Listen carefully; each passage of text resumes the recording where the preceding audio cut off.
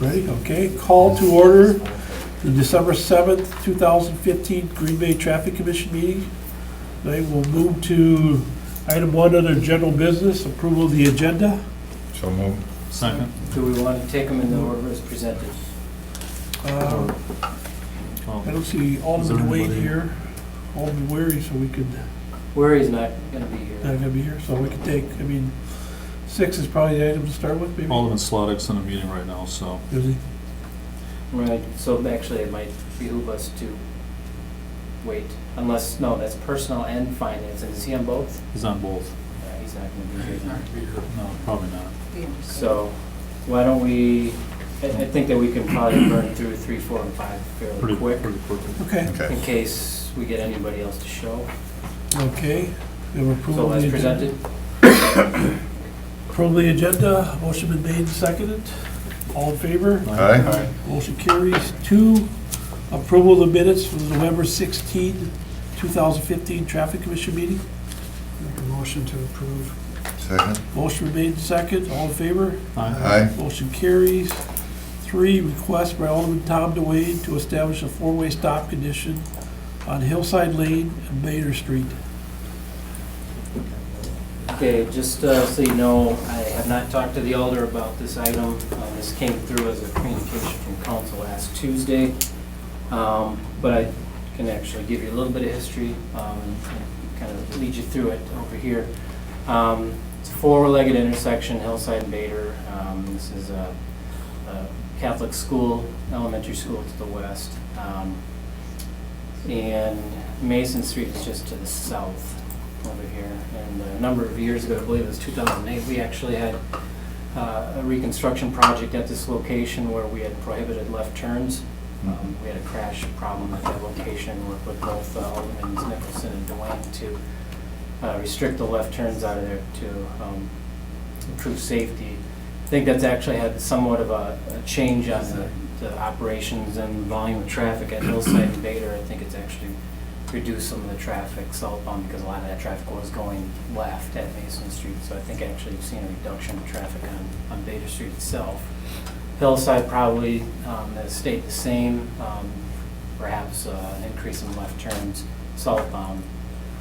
So people, some of the people may be cutting through and going over to Easttown. So another thing to also bring up here is that you probably recall from the last year when approval of the crossing guards occurred, that there was a recommendation or a study to look at reallocation and removal of some where there was no longer student crossings and so forth. This actually was one of those locations that was under study and consideration. However, the recommendation was to keep the crossing guard in place. So there is actually an active crossing guard during the school morning period and the school afternoon period that actually works that intersection. So a little bit of history here. Back in 2008, this was actually heard by the Traffic Commission. It was received and placed on file at the time based off the Alder's request. It happened to be the same Alderman, Tom DeWayne. There was studies conducted in both 2000 and 2002, which at that time did not meet the 4-way stop warrants. Was recommended to leave it as is. Discussions with some staff that have been here prior to those years. This had also come up in those prior years, and again, same recommendation to leave it as a 2-way stop.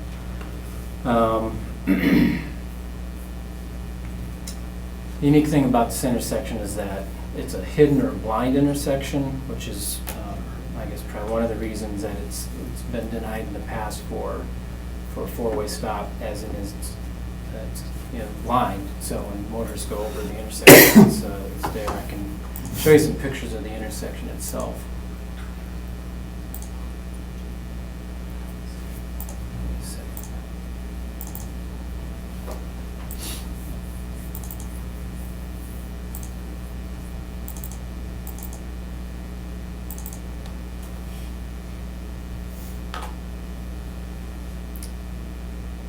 This is the eastbound movement, so this is going to be Hillside. And this is the opposite approach, so westbound. This is the approach southbound, so where you see the school crossing signs there, that's actually where the intersection is. This is looking the other way, so looking north. Again, you can see the school signs, and this is the intersection. So you can tell I'm pretty near the top of that hill. This is a look from the intersection looking up towards the hill or southbound. So you can see it's actually quite dramatic. This is the other side of the hill, so looking northbound. And you can see we have a flashing beacon and a intersection warning ahead sign. It is a school zone as well, so we got the school 15-mile-an-hour when children are present sign. So. And some various shots of the intersection, just looking the various movements as a motorist. So as you can see, the sight lines are actually pretty clear. This would be looking up towards the top of that hill, so you can see that there's a curve in that hill. So Dave, right now there's stop signs east and west, right? Correct, Not yeah. north and Yep, south. Hillside actually stops from Bader Street, which I is guess the, one of the concerns I have on that intersection is that there is a bit of a hill. And even if you had, in the wintertime, it might be tough to stop, I'm not sure. But to me, it seems like that's a fairly, it's a fairly busy street. And the fact is that there is a bit of a hill. right. So that is a concern. Exactly, I mean, not only did it meet any of the recommendations that, and criteria that we look at, but an added concern that we had was top the crest of that hill, there's an intersection, winter conditions, hit the brakes, slide through the intersection, create crashes. So that's always been the, nothing has really changed at the intersection, with the exception of addition of a crossing guard over the years. So that being said, we don't have any recent traffic counts at the intersection, so I can't really say whether or not it meets warrants at this point in time, but I just wanted to provide the history. I know we don't have the alderman here to speak on the item, so I'm not exactly sure what the commission's thoughts would be. Would there, What did he give you any indication what his No, request was? no, as I stated earlier, this is a late communication from council. I did not have the opportunity to speak with him. it would be nice to have him here. I know he's not feeling well, so that's why he's not here. But is there a way that there might be able to be a traffic count done that on that intersection? Possible if we continue to have the nice weather that we are. There's a chance we could get the road tubes out there. So, In but lieu I mean, as soon as the snow flies, Yeah. the season's over. Right. I'm not sure with even a traffic count that I'm enthusiastic about this request though, because of the geography of that intersection. And like you say, coming over that hill, you hit a stop sign there, you're gonna go right through it if it's icy. Right, and you have all the other warning signs and symbols and flashing beacons to tell you that the intersection is there, and in our opinion, that is taking care of any of the concerns that people have had over the years. Again, all we have is historic data on it, and every time that we've evaluated, it hasn't been met. Is there much accident data on that intersection? Didn't look at it as part of this. This is more of a cursory review than Right, anything but I'm else. just saying that,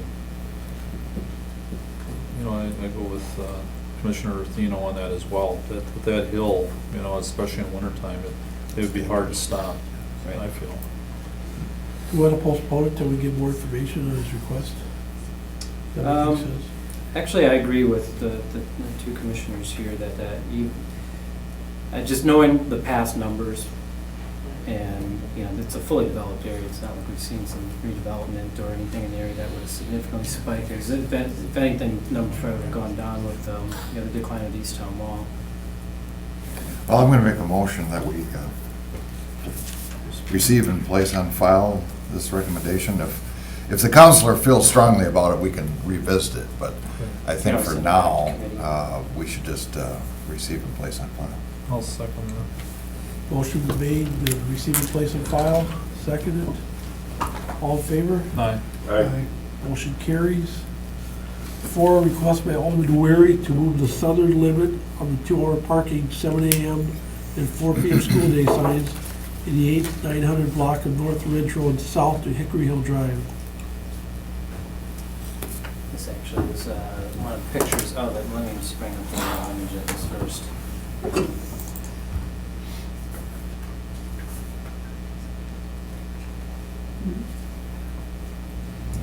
This is the approximate location of where the residents had some concerns. What's occurring on North Ridge Road is there's a number of parked vehicles all day on the street. That's good. But anyways, the vehicles are presumably from students from Notre Dame Academy because they're parking there all day. It is a 2-hour zone, just to the north of it. So what they're doing is they're going just south of where the 2-hour signs are, and then that's where they're parking. So they're able to park there all day. So I'll actually show you some of the photos that I've taken. I actually went out and talked with the residents in this location, and what I saw actually was a legitimate concern. The thing is that there's a slight crest, not as significant as the last request we just had, but there's a slight crest of the hill of Ridge Road, and so if you are exiting this driveway, this is actually one, and then the one that you can see here in the background is the other resident that I had spoken with, and she actually probably has the problem even worse than the further driveway. But it's difficult to see vehicles heading north, and this is coming up to West Mason Street. So what I did is I looked at the intersection site or stopping site distance calculated for a street that's posted 25, likely designed for 30, and that would be 330 feet. I actually placed a mark out there, and when I was sitting in even this driveway here, the furthest one away, I couldn't see it, meaning that site distance was inadequate. So that being said, I think that the request is legitimate, and the alder's in support of the item. I had recommended moving it down, I think maybe 3 or 4 parcels, but it also advised them, I said that could this be a Band-Aid fix where you're probably going to just push the problem further away. And I said if you really want to probably take care of the problem, I would just go all the way down to Hickory Hill. And I said, but it's really up to you, Alderman Weary, and if you want to take it that far. What's ultimately going to happen, students that park on the street, as we've found out in other school locations, is that they just find other streets to park on. So in a location like this, they might head into some of the more local residential streets in order to park. Does that create other problems? It could. A lot of that is just more, residents just not liking people park in front of their house all day. I see this as being, a collector street where there's obviously more issues of people entering and exiting their driveways than anything else. So, Can I ask a question? confirm the reports that they had. So I certainly support the request. I'm just wondering on this, as far as parking at the school, I mean, is there not enough room for all the cars? No, it's limited parking. My son goes there and they have more students with license and they have parking spots Okay. in that, so. Yeah, they had expanded that parking facility, I believe, probably about 10 years ago. I'm not sure if it was adequate, but yeah, it's a very busy parking lot. What are the parking restrictions on the other streets, Dave, around there that would be these? I believe if you go down Shirley's going to have the 2-hour 7-4 school days. I think Ernst is down in that area. I don't know what the Yeah. Yeah, this is Shirley up here. As a matter of fact, I believe a couple of years ago, or maybe even sooner, Neufeld and Ernst, I believe that there were some restrictions on here that the residents had asked to have removed. So could it push the problem back over to those streets? It very well could. Because I thought we took them off on a bunch of different streets around there at their request Right. a couple of years ago. Yep, those 2 streets. They've got the parking lot on the end of Locust that goes into the park though too, that's very lightly used right now. The one by the ball diamonds there? Yep. Well, like I said, you can see how, if we approve this, how that might push it to other roads, other streets, and I know for a fact that people will be complaining. So, Right, but it's one of those, you know, where I look at it, yeah, it's gonna be on one street or the other. And if I would have a place to look at for improving safety, I would certainly take the road that's got the higher traffic volume. so where would the signs go? I mean, where would that, what area would be? The signs approximately, I believe, stop around here, about where the push pin Yeah. is located. My initial recommendation to the Alder was somewhere about halfway of where it exists now to Hickory Hill, and, but then I also gave an alternate recommendation to push it all the way down to Hickory Hill to, I think that would probably be the distance to push them away off of Ridge Road. So, so he said, yeah, go for Hickory Hill, so he was in support of that. Yeah. I'd like to make a motion to. Okay, you need to figure out the footage of the Dave, or? Excuse me? Do we need the legal footage on what you're doing? I do actually have the legal footage on it. Right now, the zone extends to 680 feet south of Shirley. It's actually on both sides. I mean, the concern that we've heard right now has been the west side, but right now the limits are both sides of the street.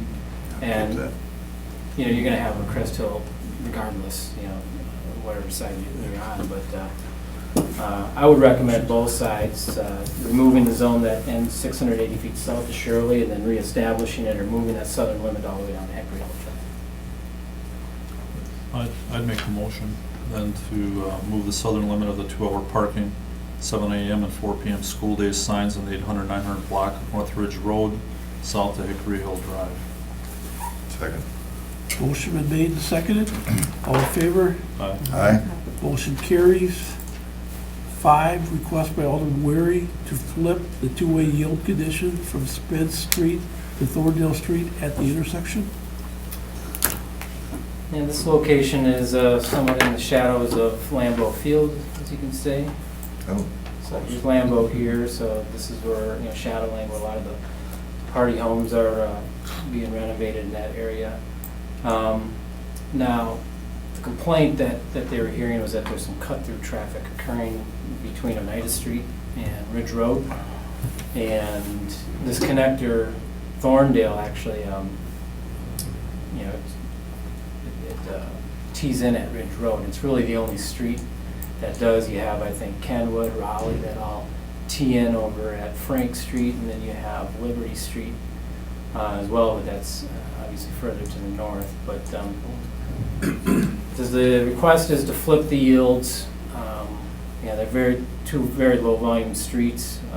If cut through is, I guess, what their issue is, yeah, I'm going to presume that that's probably happening maybe more towards, you know, the peak hours of the day. It sounds to me like it'd probably be more southbound, South Oneida Street traffic that's trying to avoid the traffic signal over at Lombardi, Oneida, and then Lombardi Ridge, you know, getting stopped at those two locations. That's what they're doing, is they're cutting through on Thorndale and then taking a left and then taking a right and getting back onto Lombardi. That's my only presumption at this time, or it could be the opposite as well, where they're taking an eastbound left to go northbound and maybe cut through.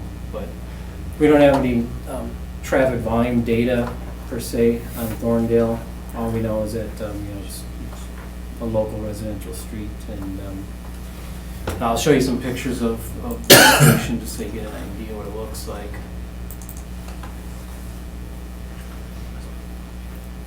So it's very straight streets. See, its sight lines are great.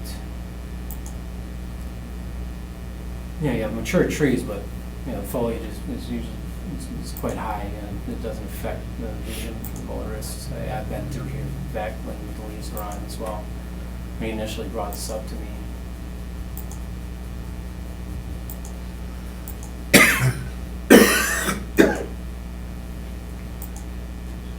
So you are looking at a two-way type of condition. Again, low volume.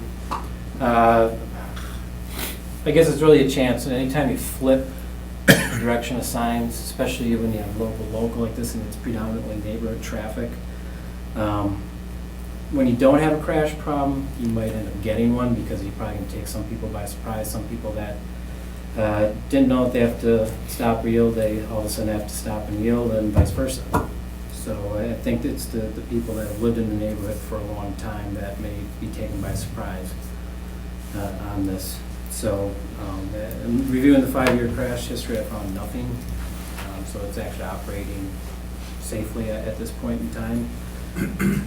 So, then again, you can look at it, it's like low volume, your chances of the crashes are probably gonna be less because, typically the yield signs are at locations where you don't have people. Motors coming up at the same time on opposite approaches that low, so this perchance could be one of those locations. Well, the one concern would be is driver expectation. If you're on Thorndale and you know that one block to the south is a dead end, you're not expecting to have to stop for that traffic, even though it'd be a yield sign. So I would agree, you're probably gonna get crashes increasing if you flip it. Yeah, anytime you change traffic control, regardless of what it is you're adding, you're subtracting, you're flipping, you're always going to introduce some level of increased, or I should say decrease in safety, So just because of the change itself. But right now, the yields are on Spence. Right now, Spence Street yields to Thorndale, right? Yeah, there's actually no stop or yield conditions between Oneida and Ridge, which I think is why it's probably becoming an attractive path or detour alternate route for some of these motorists.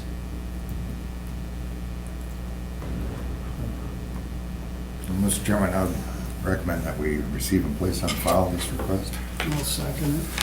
Motion been made and seconded, all in favor? Aye. Motion carries. 6, refer back from study to refer to staff for study a possible 4-way stop condition at the intersection of Parkwood Drive and South Point Road. What's this one?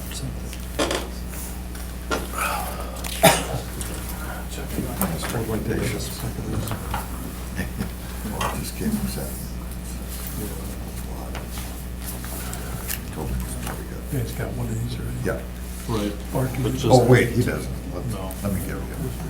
There you go. Very own copy now. I presume some of you have had the opportunity to take a look-see at this, I had emailed that out. Yeah, you ruined my afternoon, by the way. I was working. Dan, you had nothing else better to say. That's right. Work. So anyways, yes, the 4-way stop condition study was conducted. Actually, I can bring that up.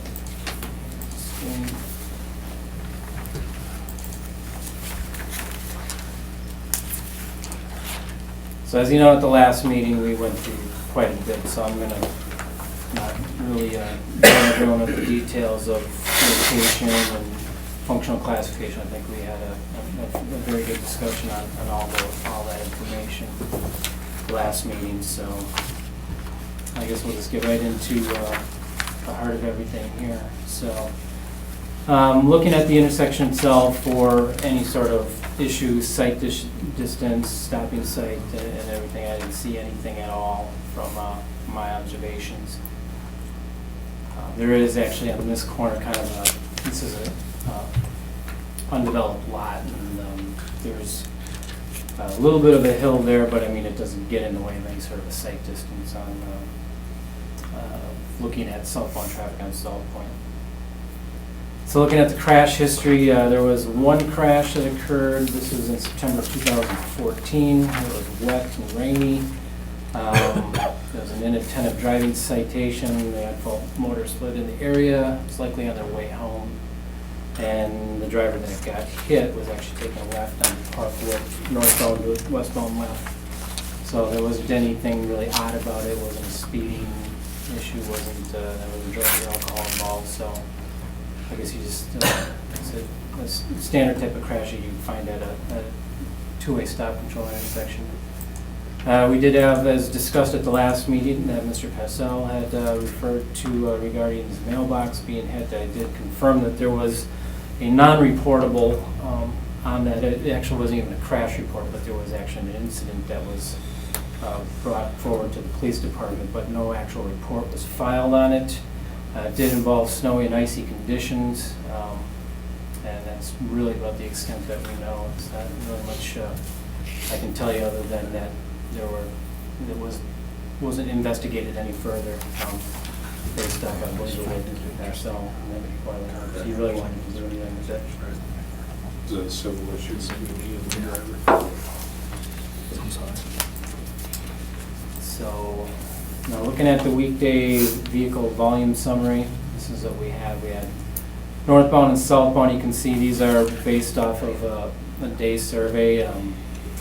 Wanted to do a longer survey, but I did get about 3 days worth of data, and I got Thursday, which is kind of a prime day on what you want to get anyways, because we had a threat of snow, so I had to actually pull the counting equipment. But these numbers really reflect kind of what we had seen there in the past. As I had stated, we had some previous studies that were conducted. These numbers, the only thing that's really changed is I think South Point traffic has increased a bit. So you can see the total of the day is northbound, southbound, a little bit over 4,000 vehicles on South Point Road. Eastbound, westbound total was 500 vehicles, and you can see it broken down by the hour. And then I rank them by the hour, so you can see the highest hour was actually 4 to 5, where we had 424 vehicles on South Point, 33 east and westbound total, and 457. What you'll find here too, on the eastbound and the westbound, it's predominantly more of an eastbound movement, not a westbound movement, so that the westbound movement were more in the single digits from the numbers, so which doesn't surprise me at all, because that neighborhood also has access to Hazelwood Lane via Candle Way, so I think a lot of people are taking that route. So those are the numbers.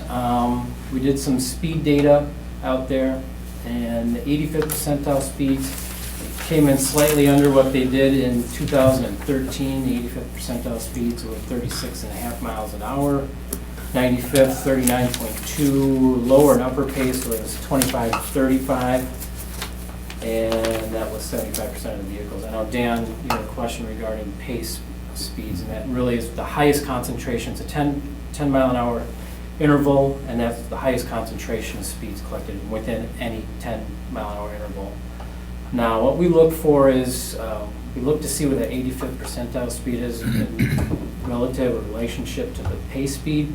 In this case, we actually had an 85th percentile speed that was higher than that, which is a little bit atypical. Typically, what you want to see is kind of in that 3/4 to the upper pace limit. So it's exceeding that. So that right there kind of gave me a red flag on something's going on. So we looked a little bit further on this. Let me break that down. The numbers I just told you now are between Cormier and Parkwood. And the area, Parkwood, Hazelwood, this is the one I know that has the hill coming down from Hazelwood, so southbound. You're probably going to have a little bit of a higher number. Actually, no, the numbers were a little bit lower.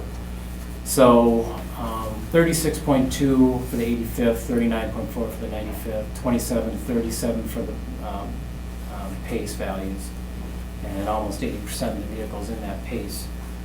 So as you can tell, one thing that you find is that in that second quote-unquote block, you will find that the speeds have increased. So you can just take a look at, you got the northbound Cormier to Parkwood, 36, and then you look in that second block, it's 39.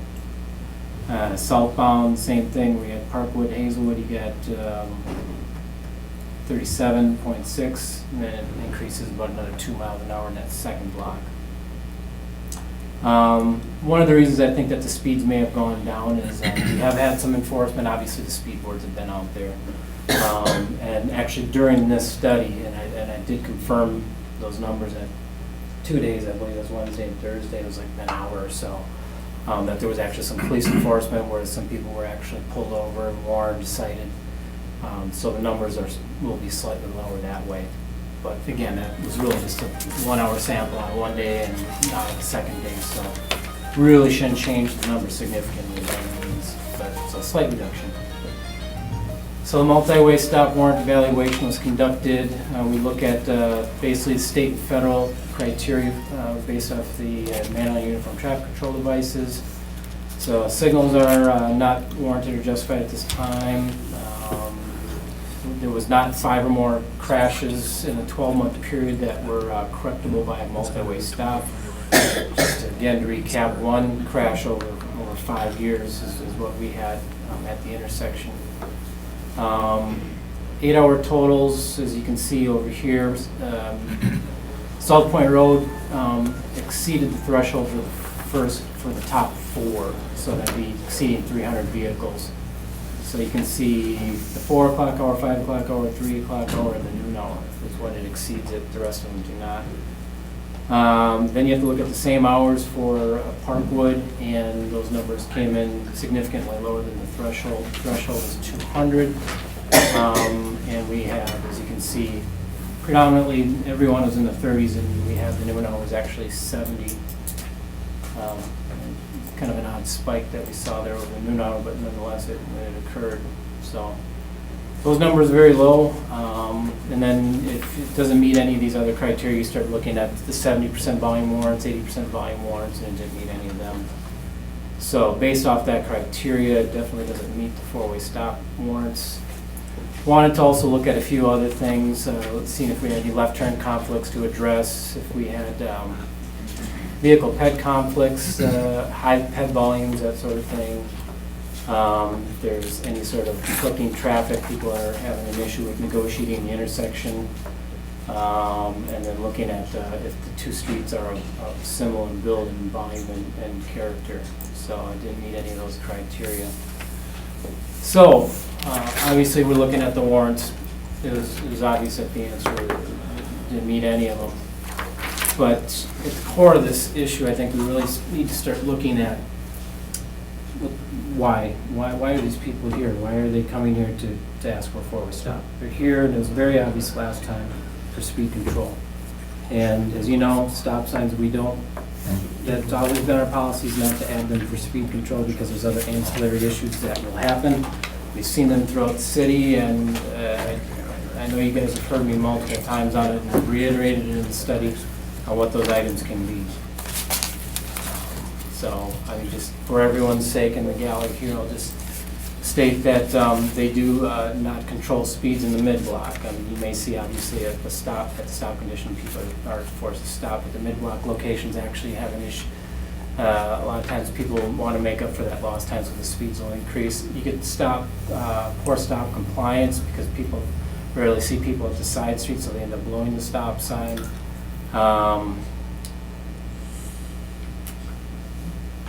Pretty much what it said there. Operating costs, I guess one thing you got to consider too is that the motorists on South Point Road that being required to stop, there's going to be operating costs of that vehicle, travel time, fuel consumption, fuel emissions, those sorts of things. The safety of pedestrians, especially if we get the California cruise type of situation that would occur. And then, of course, the braking noise and the acceleration noise that comes with a stop condition. So you're really looking at, I mean, you've seen the numbers, 4,000 vehicles every day that would be required to do that. Now, 25 is this posted speed limit. So the one thing I had to do is look and evaluate whether or not that would be, say, something, if we were just starting from scratch, and say what would be a speed limit that would be posted on the street such as this. So we use a tool called US Limits. It's provided by the US Department of Transportation, Federal Highway Administration. So went through, put in a bunch of items particular to this location, such as the 50th percentile speeds, 85th percentile speeds, roadway characteristics type, driveway access, number of access points, pedestrian bike activity, crash history, etc. And I summarized that in this table here, and actually the recommendation was for a posted 30. It's my understanding, looking back at the history, that South Point Road at one time was actually posted 30. So it was reduced at some time in the past down to 25. So that's, I guess, is the summary of the speed study and summary of the multi-way study. But again, I had to dig more into this. Why are we getting 85th percentile speeds higher than the pace speed? It was a little perplexing at first to find out what's really going on. So I did some digging and looking at some research regarding the type of typical section that we have out on this street. Now, South Point Road is what is considered a visually narrow roadway, and it has, you have a white stripe down each side of the roadway. In doing my field study, I measured that out. It happens to be 13 foot for a travel lane, and then there's a 9-foot parking lane, which is actually where a lot of pedestrians and bicyclists, actually, that's where they typically walk and bike, to stay out of the high speeds traffic that were documented. Now, the typical lane width, if you look into all design criteria, I know when I preach in the choir here, Chuck, is 12 feet. That's when you start out of the gates, you say 12 feet is the standard. And for interstate roads, for example, that's even, the standard lane width is 12 feet. We have 1 foot greater than that at this location. And I found an interesting study that correlated the width of a lane with vehicle speeds. And this, as you can see, this line here is more of a regressive plot of what that is. So on this axis, the x-axis, the further to the right you go, the wider the lane. And then the higher up on the y-axis you go, the higher the speed. So in essence, what you get out of this table is saying wider lanes, greater speeds. And that's because people have more room to maneuver within them. They see less obstruction in the way, and they just have a tendency to travel faster. So I had found a number of authors of some studies. NCHRPP 330 had a study on lane widths. Highway Safety Manual, which is a relatively new manual that is put out by FHWA and ITE, has a prediction model regarding crash frequencies for pedestrian crossings at 4-lane intersections. All of these are starting to point to using narrower lane widths in order to control speeds and make things safer. The one thing that is certainly known that you're not going to see from the road tubes, but basically from visual inspection and knowing the corridor well, is that there's a significant amount of pedestrian and bike activity.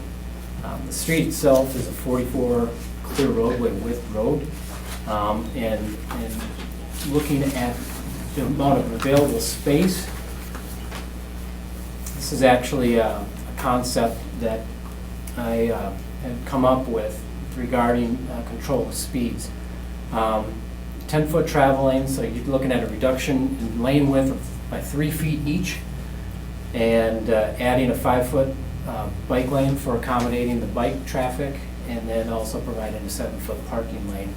The nice thing about this is that nobody loses parking in this. It's typically whenever you're looking at any sort of a reconfiguration within the existing confines of the roadway, you're losing something.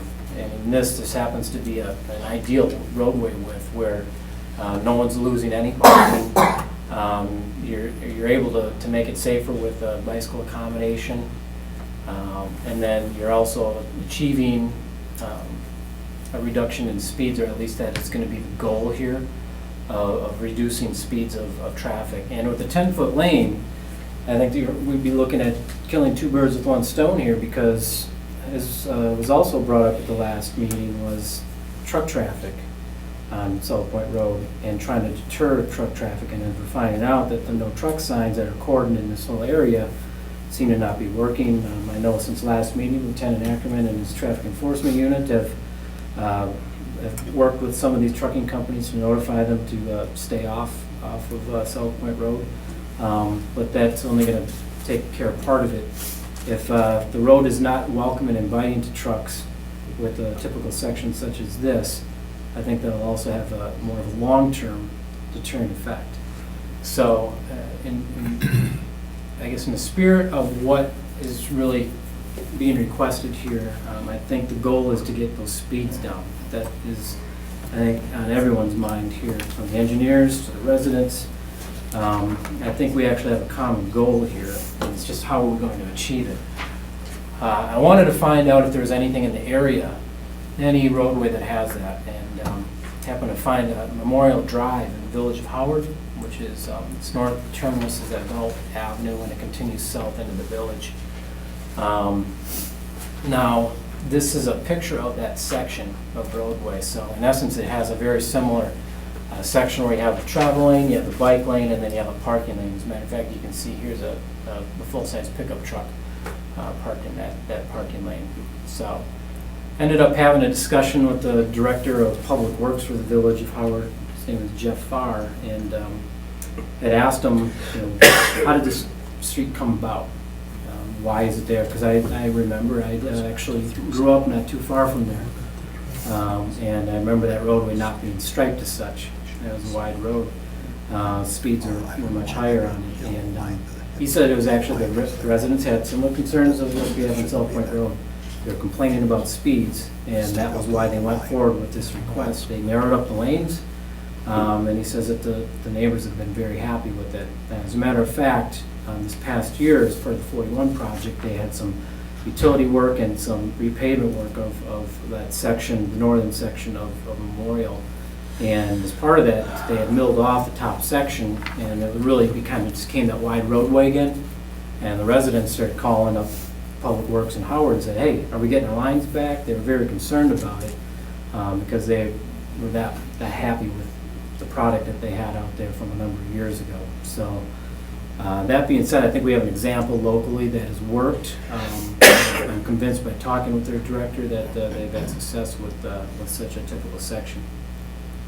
Dave, could you go back to that picture? I guess I'm just a little concerned, that yellow line, the thick yellow line, is that, I mean, both of those lanes, if you take that yellow line out, wouldn't both those traffic lanes be the same width? Yeah, no, I apologize. That actually is a superimposed Is that? line by Google Earth. It's the software doing that. It's Excuse not me. actually. Yeah. Yeah. Thank you. Just needed this. Yeah, no, you just have the center. Just think of from the center line to the right. It's just Okay, a all right. mirror image on the left side. Let's see, yeah. So that being said, oh yeah. Gotta keep one tire on one side and the other on the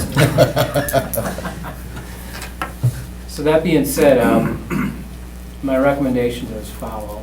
To maintain the two-way stop. The four-way stop didn't meet any of the criteria, and again, I even looked a little bit further in depth than just the standard items and criteria that we did, and continue to not meet them. So I don't make a recommendation for that, but rather to restripe this as one 10-foot travel lane in each direction, one 5-foot bike lane, one 7-foot parking lane in each direction from Cormier to Hazelwood. The goal here is to permanently reduce the motorist speeds and attaining voluntary motorist speed compliance through the use of narrow lanes. Given the cold weather coming up, or that we actually currently have in December, this project couldn't take place until spring, so we'd be looking at restriping it then. Now, we're looking at a segment that really, to me, is only half the picture. Because we do have a segment of South Point Road from Hazelwood Lane to West Point, and it doesn't change, it's really identical.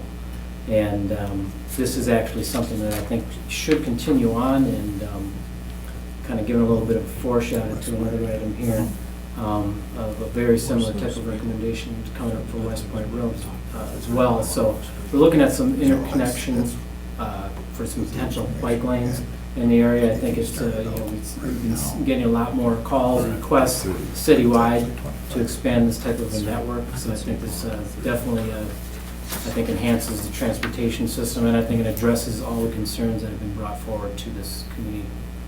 Well, Mr. Chairman, I was inclined to support the four-way stop at the last meeting, but I think the evidence is here to support not doing that, because I think we have a solution here that I think solves a multitude of problems, and certainly is something that we ought to consider in trying to reduce the speed on this particular roadway. I would recommend approval of the recommendations, and I would also like to open it up to discussion by members of the audience. Yeah, so, Chuck, Let me kind of clarify real quick. That was not a motion. That was just a No. No, I was just recommendation. making a comment. Okay. Yeah. Yeah. I got one question, Dave, on your figure 8 that shows the typical section.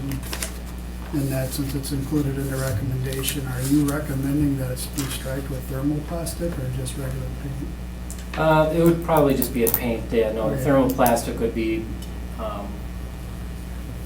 I don't think that would necessarily be a requirement for this one. We would do it basically with our own city forces. That's the good part about a project like this, is that a lot of times these reconstruction projects take years and years to plan and to fund and finance.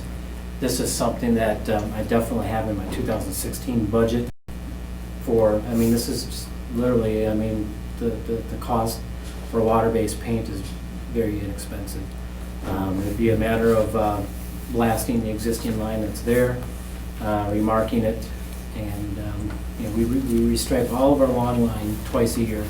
So this would certainly be part of that. We already have the templates for the bike lane, we have the arrow and the symbol itself. So we have many lane miles that we have to paint anyways throughout the city. So this really would be one of them. So we've really got everything, signs, everything.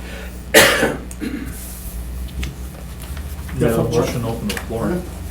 Is that all you had? Yeah, I just wanted Motion open to the floor. clarify Okay. that since that was part of your recommendation on the back there was for striping, it was just because it was in the figure, just to clarify that it wasn't to be plastic and thermoplastic, that would be your normal painting operation.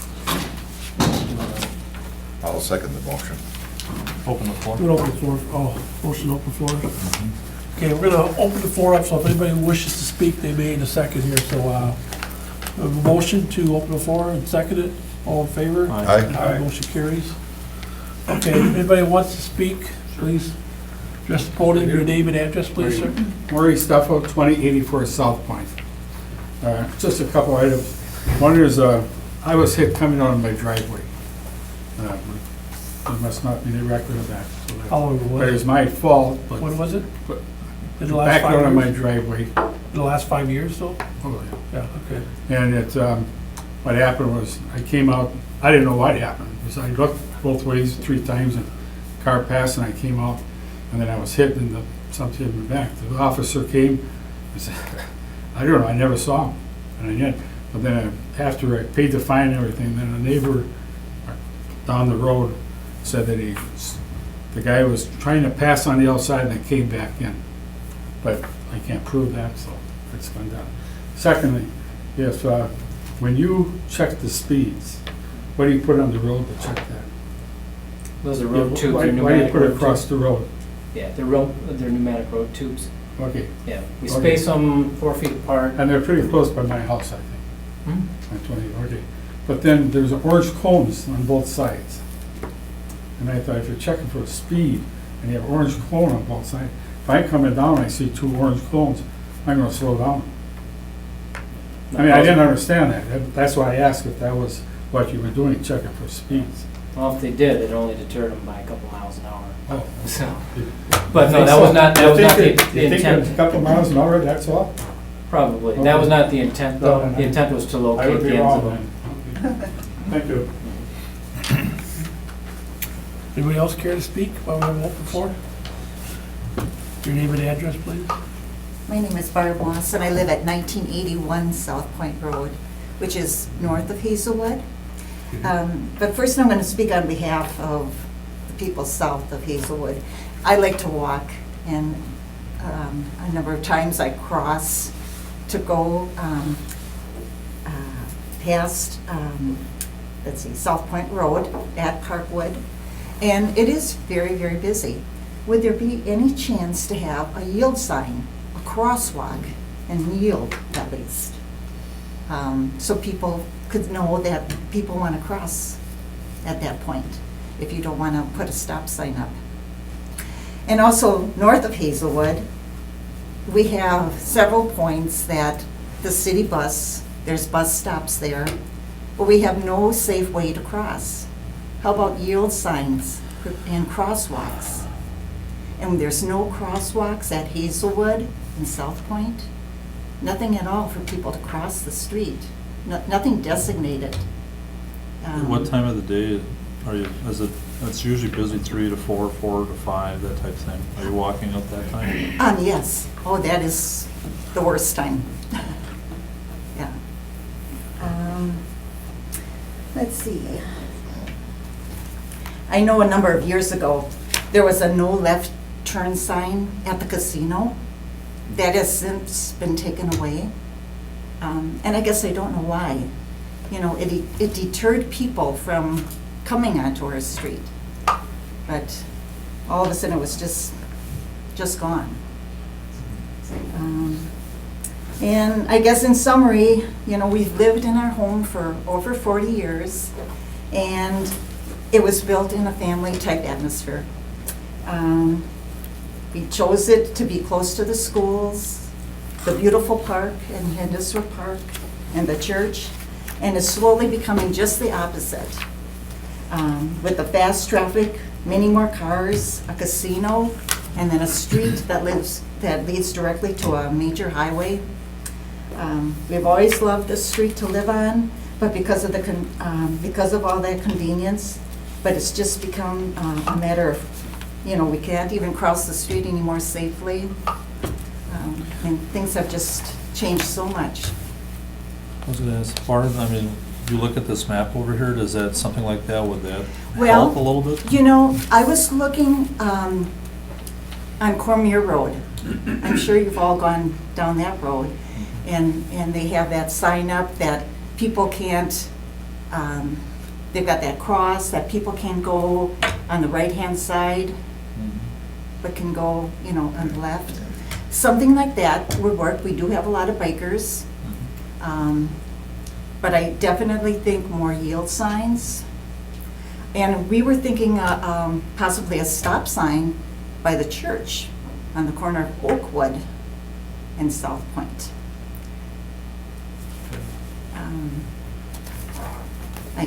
It's just very, very hilly, very hard to cross. I think of the kids that have to cross, you know, they want to get to the sidewalk by Hindisworth Park.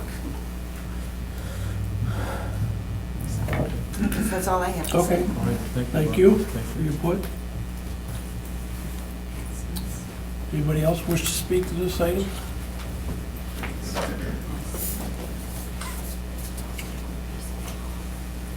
Steve Atwell, 2087 South Point.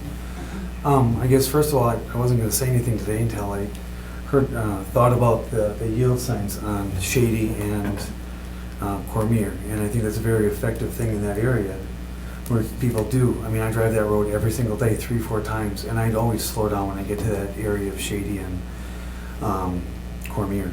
I thought it was a wonderful recommendation that you brought up, and also wanted to reiterate on that turn over at the casino. Can I ask you a clarifying Sure. question? On Shady and Cormier, the yield signs are only on Shady, not on Cormier.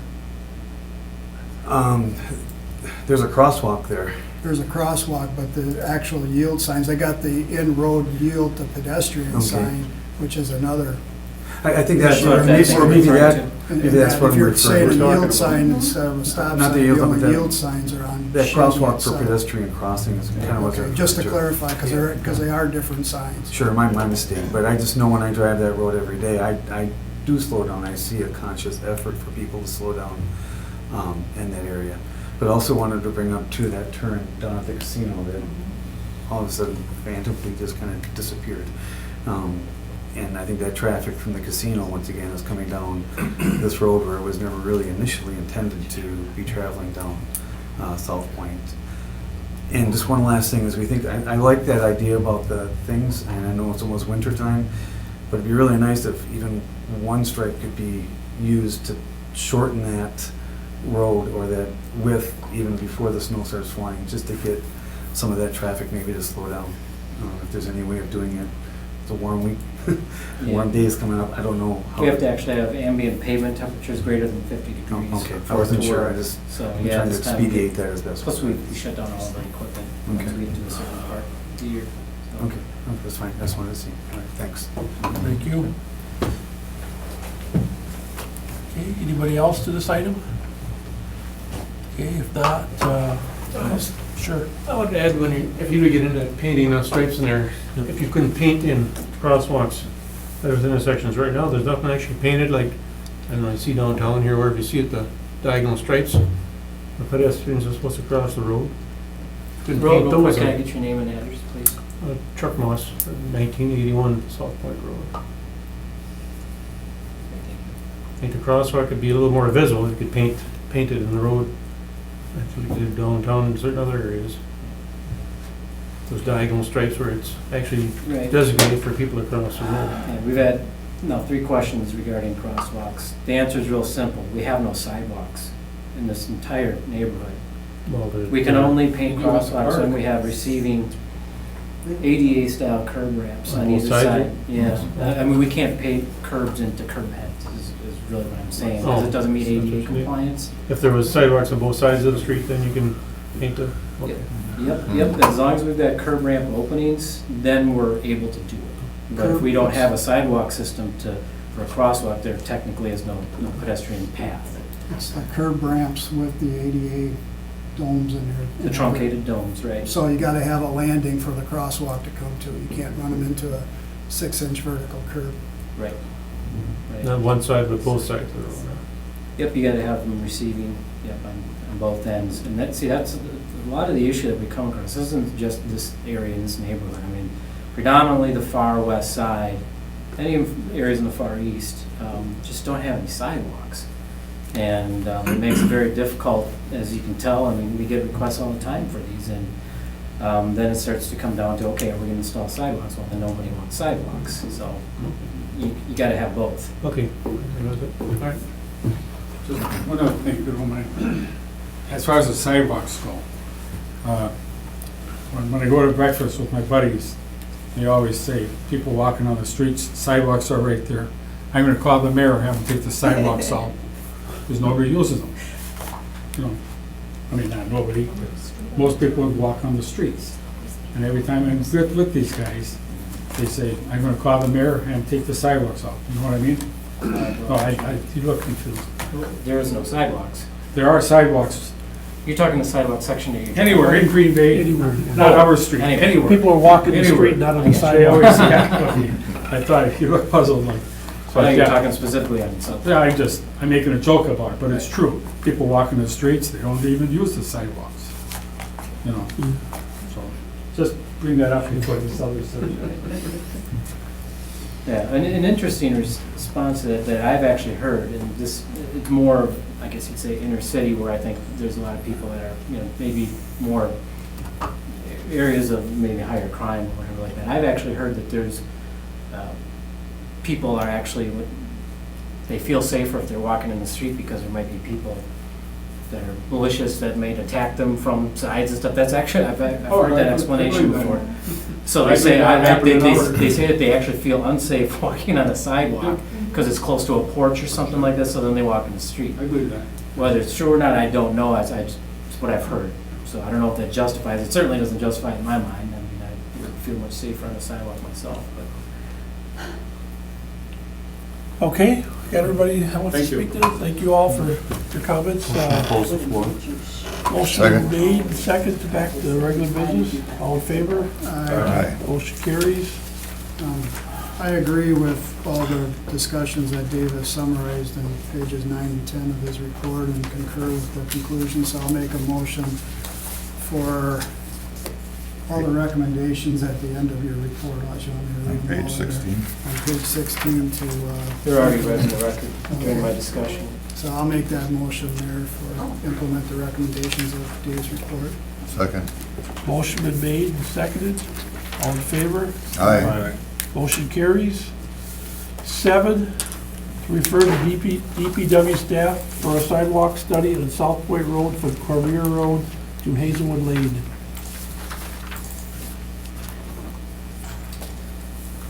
Actually, let's study it as well.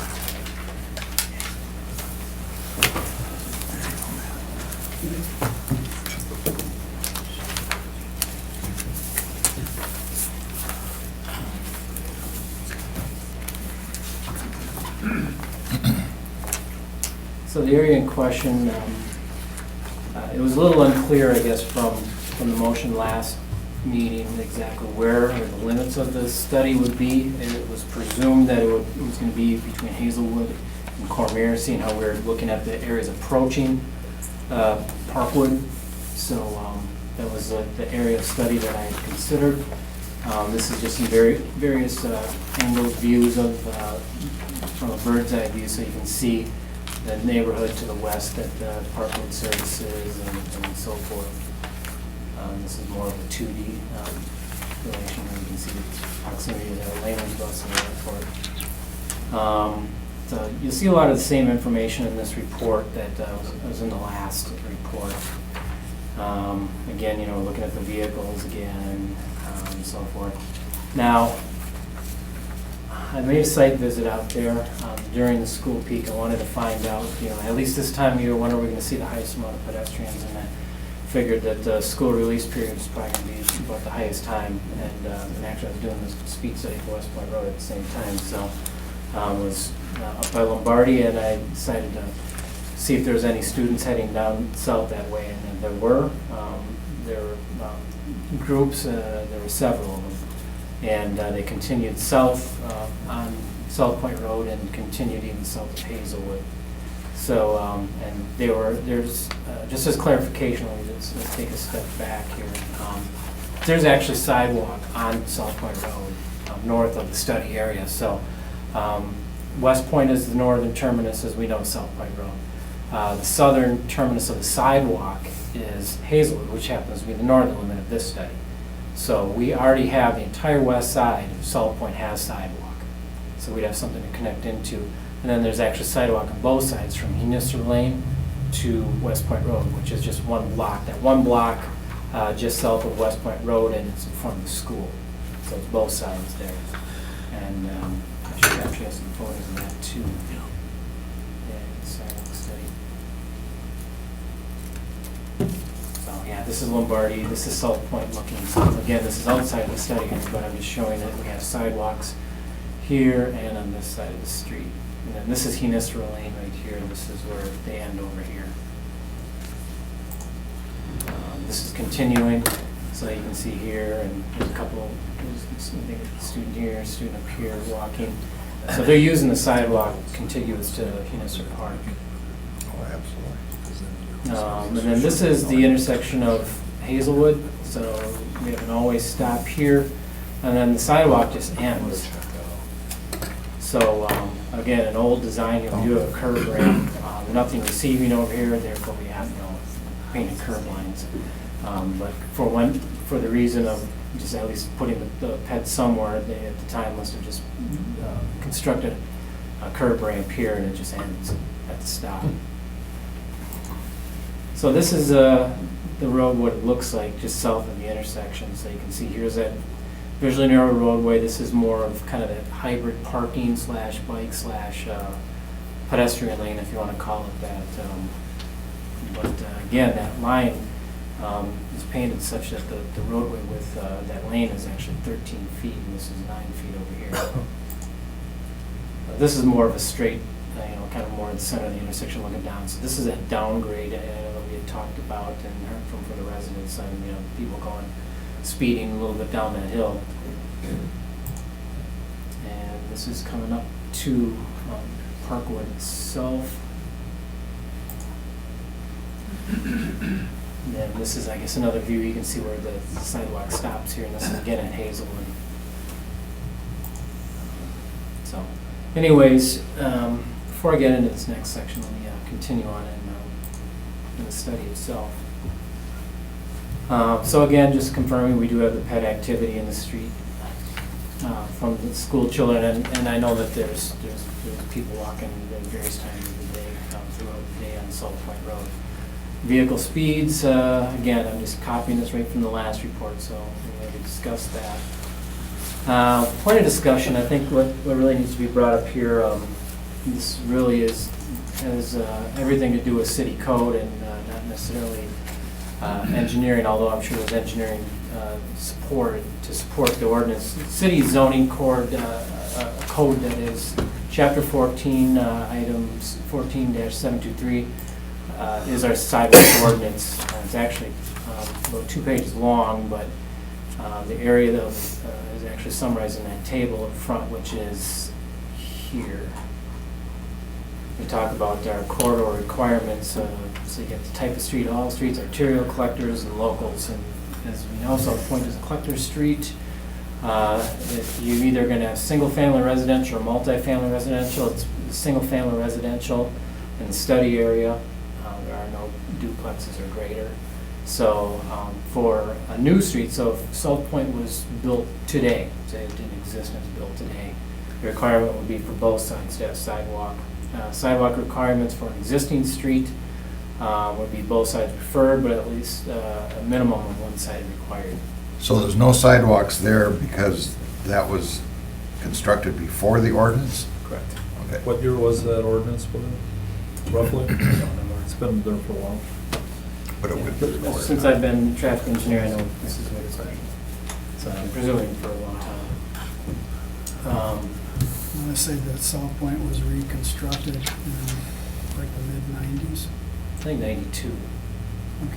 Yeah, there was a large built construction of homes around early 90s. I think it was reconstructed around that time. Okay. Well, I mean, I see, I got areas in my district that don't have sidewalks, and now we have sidewalk studies, and we're putting them in after the fact, and, you know, some of the citizens aren't all that excited about it, but, you know, I can see how that could be an issue, but we've got areas that will have a sidewalk, and then for a block or two, there is no sidewalk, then there's another sidewalk, and it's kind of hodgepodge, you know, throughout. Not in all areas, but some areas in my district, which is on the northwest side. And my feeling is that, you know, now that you mentioned this ordinance, that, you know, when a development comes into play, when a developer develops something, that the sidewalk should be included.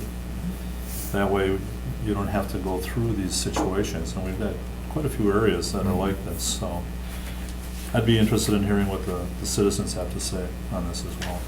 Okay. I'll just go ahead and continue here. I don't have much more to add. So again, I'll just reiterate, single-family residential, all densities, collector streets, it's preferred on both sides, required on one.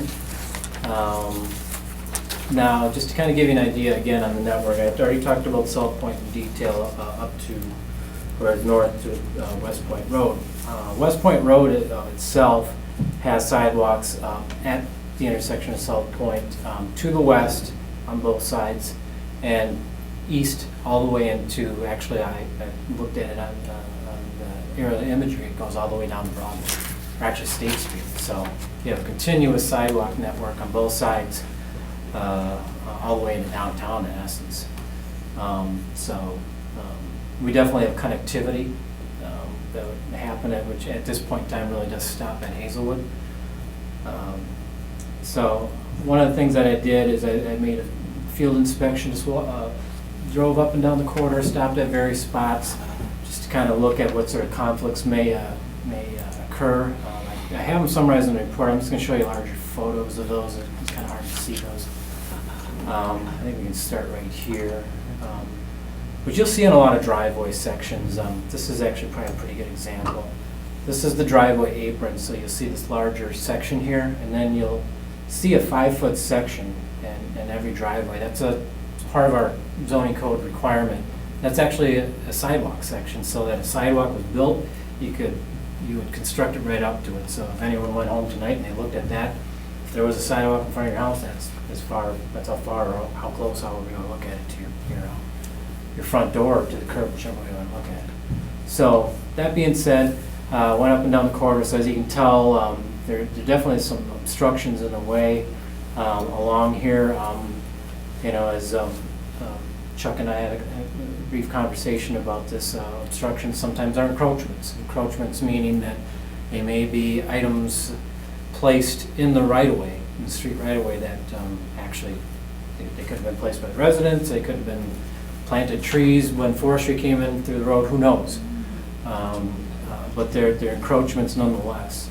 The street right-of-way would be the back line roughly of the Right. sidewalk. Clarification, yeah, good point, Chuck. Street right-of-way meaning where does the property line begin, where does the street right-of-way start, is typically 6 inches from this line, so 6 inches from the back of curb, so in this point it'd be somewhere around here on this side of that line.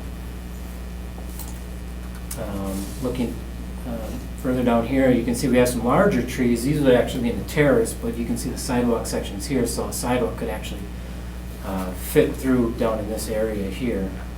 You can see kind of coming up over here, I'll show on the next picture, you got a ridge that happens here, some landscaping. This is one of the older homes along the corridor. You can see this stone berm kind of landscape area, so I think this is real close to your house, Tom. So as you can see, this tree right here is most likely it would be in that area where the sidewalk would go. This is looking at, still the same side of the road. This is actually, I believe, Ogden Woods, and then this is undeveloped parcel, so sidewalk could probably be more or less in this area, so it's a wooded area at this point in time. Here's another shot. This is southbound. You can see the stop ahead for Cormier, so the sidewalk could probably be going in somewhere in here. So you got these trees here that would in essence be in that area where we want sidewalk. Does it not mean that sidewalk couldn't be placed closer to the back of curb? That that is a consideration. I know that there's some circumstances when sidewalk studies go to sidewalk construction. Those are the things that they sometimes look at, is that if there's an obstruction that literally can't get moved or is too costly, you have to build retaining walls, cut fill, etc. Those sorts of decisions get made then at that time. That's beyond discussion here, but that more or less is at contemplation of engineering and improvement service committee. Dave, I was going to ask, is there some kind of requirement for sidewalks if you're within X amount of feet of a school or a church or some activity? I always thought there was something in there that, you have Lombardi, that's further up, that's quite a distance. Right. But as far as traffic, on a sidewalk, is there some kind of a requirement that you know of, that as far as distance from a school to an area? Unfortunately, I don't believe that exists. I read through that again, as part of preparation. I didn't see anything like that, and I can tell you, I know of schools in the Green Bay, in the city of Green Bay proper, that don't have sidewalks next to them, or streets that come right up and intersect with them that don't have them.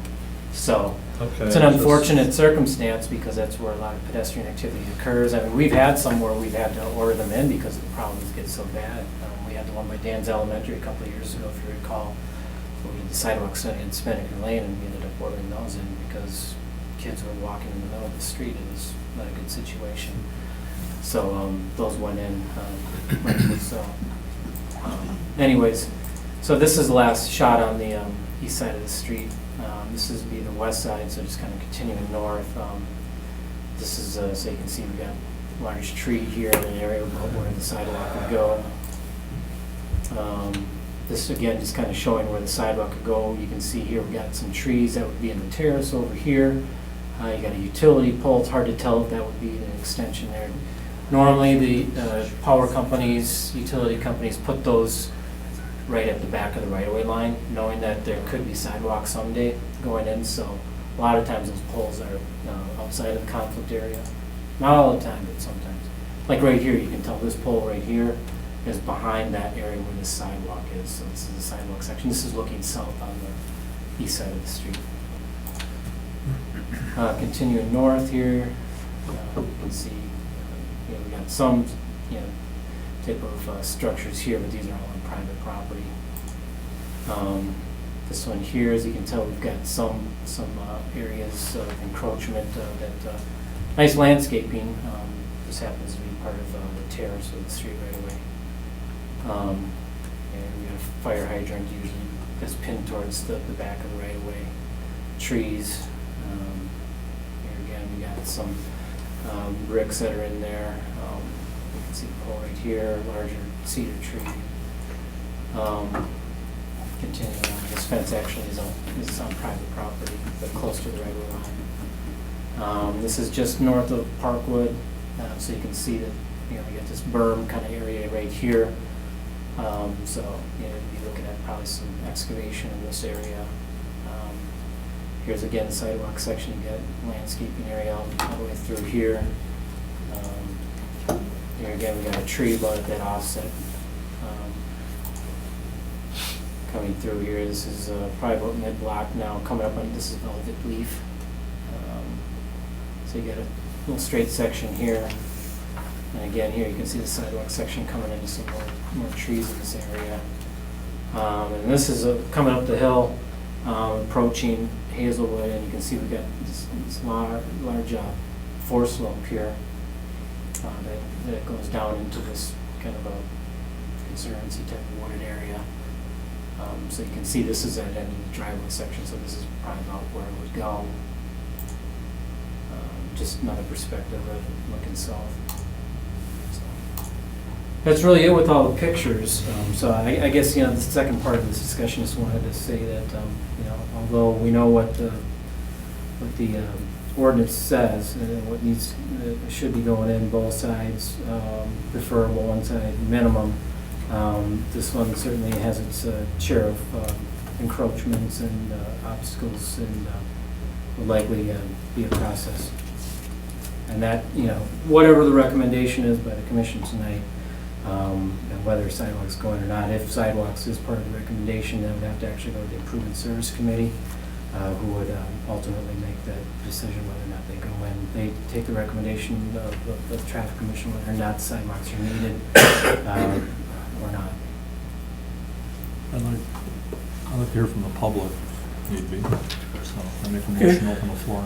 I'll second it. Motion been made, second to suspend the rules, all in favor? Aye. Aye. Motion carries. Anybody wish to speak to the sidewalk issue? Please, your name and address, sir? With the new striping that you have. I need your name and address, sir. Tom Van Breedy, 2076 South Point Road. Okay, thank you. With the new striping that you're putting in, you're allowing more room for pedestrians to walk. And I can't see destroying all the trees and stuff that's going to destroy the curb appeal for these houses. I don't really think we need a sidewalk there. Right now, students walk in that walkway that is designed for parking. White stripes are out there. Now you're going to expand that. I don't really see the need for a sidewalk. Okay, thank you. Comments? Joan Steffel, 2084 South Point. There is not one person in this room or one person on South Point that wants sidewalks put in. If you can find one person that wants sidewalks, you're lucky. Well, that's all I have to say. We sure Okay. don't want sidewalks in. All right. I don't need it, Joan. Anybody else wish to speak to this item? No, okay. Motion to close the floor. Motion Second. made, seconded, return to normal business, all in favor? Aye. Motion carries. Okay, do we have a motion, what we ought to do here? I'd say I concur with David's recommendations here.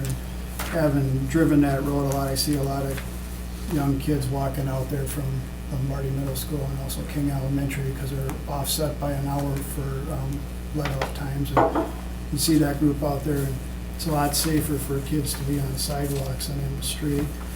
I would make the recommendation or the motion to forward this on to the Improvement and Services Commission for consideration. And then they'll have to decide if it goes in. But my recommendation would be to install the sidewalks as Dave has done with the study. Got a motion, do I have a second? Second? Motion made and seconded, all in favor? Aye. Aye. I'm Motion. opposed. Opposed, okay, so Yeah, I'm with Mark on that, I'm opposed. opposed. Okay, Can you make a comment yet? 5, we had 2 and 2. 2 and 2. You made a comment yet? Motion fails. Yeah, the motion failed. Oh, Well, okay. Never mind. Well, go ahead. Isn't the chair? Okay, The chair needs to vote. let's listen, we'll suspend the rules so you can have a quick comment. 1 second, motion, So we have a motion on the floor, no second, and we're suspending rules. okay. Motion made to suspend the rules, seconded, Second. all in favor? Aye. Motion carries, okay, sir. Wish to speak, or whoever wants to speak. Barb Moss, 1981 South Point Road. And if you're considering the sidewalk all the way down South Point, what about Hazelwood? That is just as busy. Now, we've got a our agenda says we need to deal with that item, I mean, if you wish At a to. separate Yeah, it's issue? separate. Okay, Yeah, we all can't right, discuss that, sorry. okay, thank you. Yes. So what happened on this? I mean, I don't understand, what happened just now? What happened right now, we made a vote, or a motion was made to refer to the Improvement Services Commission for the City of Green Bay. It was made and seconded, but there were only, or it wasn't, I'm sorry, it wasn't favorable, we had 2 for it and 2 against it, so. It was 2 and 2 was the vote. And then the chairman would vote to Right. decide. If there's a tie, the chair needs to vote. Well, as I understand it, it's to simply Forward it on. forward it on To the for improvement further service. review. It's not, we aren't saying here that we're going to approve of the sidewalks. No, it's to refer Per to se. the Improvement Services. Yeah. to- It's outside of our jurisdiction Right. to, you know, or to make the decision to install. That's the improvement in services. We make the recommendation to them, and they have to do their bit. Can we Let's go back to go back to regular order? regular. Does anybody else want to speak? Because this will be the last time anybody can speak to this item. Sure, come on. Will the residents be informed of that meeting? Sure. Oh, yeah. I just want to make sure that they have a voice at that Yeah, meeting, no, it'll be, so that it's not going there and then they don't have a voice. no, So they'll be informed. it'll be a communication, Okay. right, Dave, from the, how does that work? I guess. Typically, that's done through the alderman. I mean, the alderman. Well, just a little bit quicker than this one, because I didn't get my thing in the mail till last night, so Right, it'd be right. nice to have a little bit of heads up, rather than, 16 Yeah. hours before the meeting. so. Right, no, they meet every 2 weeks, and I don't know if they have any more meetings left this year. Okay. So, I mean, if need be, I mean, that, I would actually put that as part of the motion, if indeed it passes tonight. Regardless, if it passes tonight, I think that part of that motion should be notification made to the residents along that block of hearing, well, it's not really a hearing, of the request actually before it to improvement service. Be a meeting like the similar to this. That's fine, I just want to make sure people are informed. Yes. Okay. One other, if you don't mind. Sure. You said that children are using that street, and they're straight up sidewalks. But which houses are they coming from? Because they're coming from the houses behind us, there are no sidewalks there either. Right. So I mean, it's a new thing. Here we have houses that are so spread apart, and nobody That is the living there. can of worms that that uses- you're opening up. Pardon me? That is the can of worms that you're opening up. Okay, what's that? You're putting in a sidewalk, where does it go to? You hit the village of Schwabenen, is there a continuation of sidewalk out there? No. Okay. So you're basically adding sidewalks for a 4-block stretch, specifically for the residents that live in that stretch. Yeah, you're right, and we don't want it. And I think I've heard one person in here say they would be in favor of it, and everybody else is against it. Nobody's in Okay, favor. I misunderstood. I thought you were in favor of the sidewalks. Just a pedestrian crossing. Okay. That's why I said- Misunderstood you then. Yeah, yeah, I'm just pointing out that, like, our house is here, and then Tom's house is, then there's a big lot, and then another house, I mean, they're so spread apart. Sure. That's just And my the point. unfortunate thing is when the city goes to put those in, guess who they're gonna send the bill to? Oh, yeah, that's fine, but our houses aren't right next to each other, like the Right. city. I'm very familiar with the area. Okay, thank you. Okay. Who does put it in between? Yeah, we don't want it. There's no house. What's that? There's gonna be a property owner regardless, like, so some of Oh, those. somebody owns it regardless. Right, if they're right, next to each other. Right, there's a lot of undeveloped parcels, however, there's still an owner, and. Is that also a must to have it on both sides, if that comes That up? would, Well, Both sides of the road. remember the recommendation I was guess. to consider it on both sides, but at minimum, look at one. I mean, and that's a strict Okay, interpretation of the ordinance, really. That that makes would be a sense. different All that committee, is. that would not be this committee here tonight. That's good. Okay. Anybody else, because last time we get everybody to talk, so if anybody else got anything to add? Okay, Motion Thank to you. close the floor. motion made, second, return to normal business, and motion made, So where we seconded, all in favor? Aye. Motion carries, okay, we're back to regular business, so. So let me ask you a procedural question, Mr. Chairman. Okay, If we don't forward it on, then we could possibly kill the notion here. I think Of the that would be sidewalks? the option then, so I understand the it, option? be received and placed on file, would be the other option for, There's a motion that can be withdrawn and another motion being made in its place. Procedurally, you can do that. So whoever made the initial motion, I which made the was the initial initial one. motion, Chuck, you'd have to withdraw it. And modify it to notify the residences, or, because Matt No, I think- hasn't voted yet, so on the tie. Okay. So it's 2-2, at the 2-2 tie, then the chairman has to vote and break it, is Mr. my Chairman. understanding of the rules. are we? There's two options right now. You can either vote on it to break the tie, or you can withdraw your motion. Those are the only two options. Well, there's a third option. I can withdraw my second. I don't, Oh, I'm not sure that we want to continue, take it from somebody that used to be a mayor, I know the parliamentary procedure. actually, I think he's right. It was a mayor. Get your book out. Go ahead. Here's, the only thing I'm concerned with is, are we just sending a recommendation on to another body that's gonna go through the same procedure and come to the same conclusion that, and hear from the residents and come to the conclusion that sidewalks aren't needed? Well, Possible. it's possible, but there's only 6 people here, and there was a couple there at the meeting, last meeting, where I heard them say they would like sidewalks. And that, so, to give everybody that lives out there an opportunity to participate in the process, I think we need to forward it on and let them, because we don't, this committee does not approve the funding, the INS does, and then ultimately the council. We're not killing it here, we're just letting them make the decision, let all the residences be informed about it, so they can come and participate instead of just killing it here tonight. Okay. And personally, my own opinion is on that type of street, there should be sidewalks. It's no different than West Point for the amount of traffic and the kids that are out there walking it to and from Lombardi and King Elementary. And that, so personally, I think it's a good place for it. I don't live there, and that, on that street particularly, and so feeding it up gives everybody that isn't here tonight a chance to participate in the process. That's why I Charles. made the motion. One of the things I was just gonna ask, I mean, so the sidewalks, you'd be looking at both sides, I mean, eventually, both No, sides of I the would street. just- That's what the studies are Just studies. suggesting, but Suggesting, Not that okay. it Just would the go there. recommendation Right, is, that just- okay. one or both sides is what Dave's recommendation is here.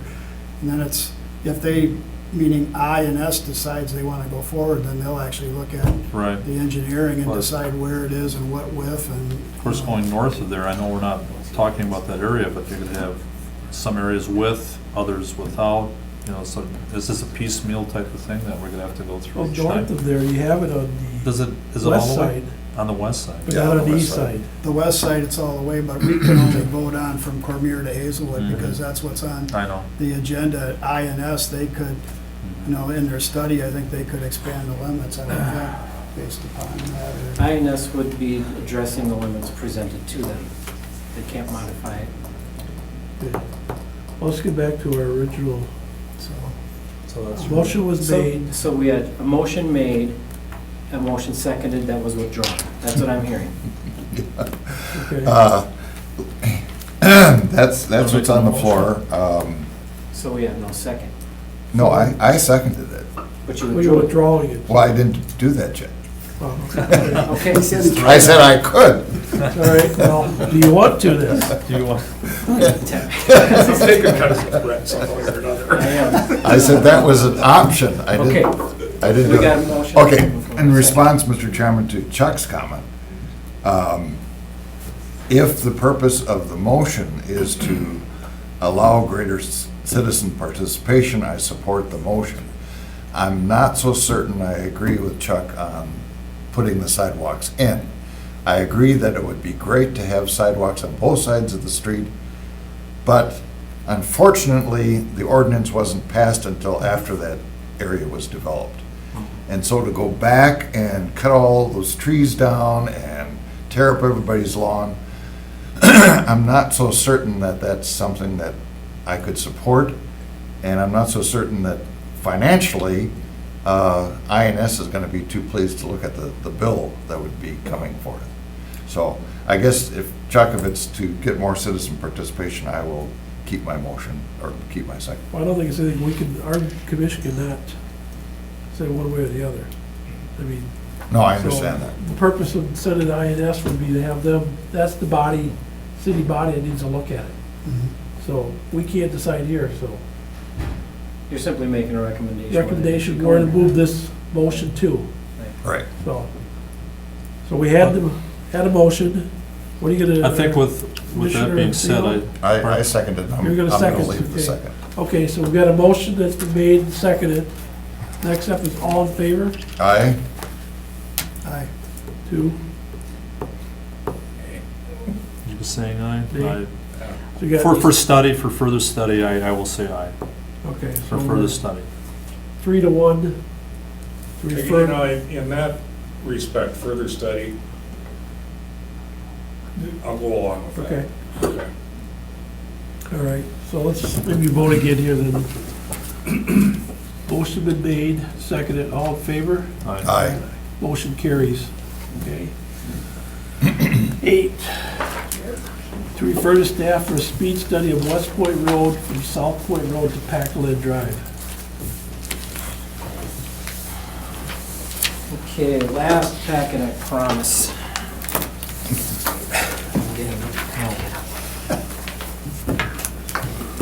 That's a conundrum.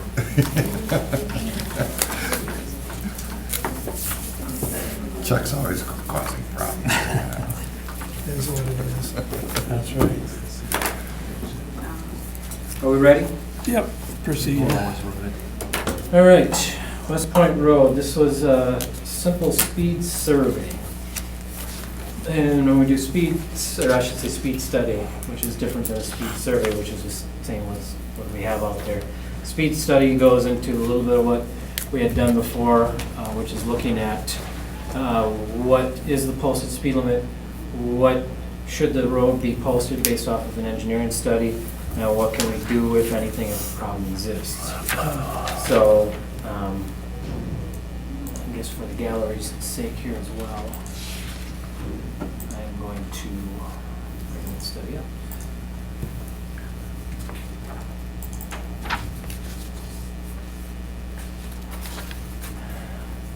So again, here's general location.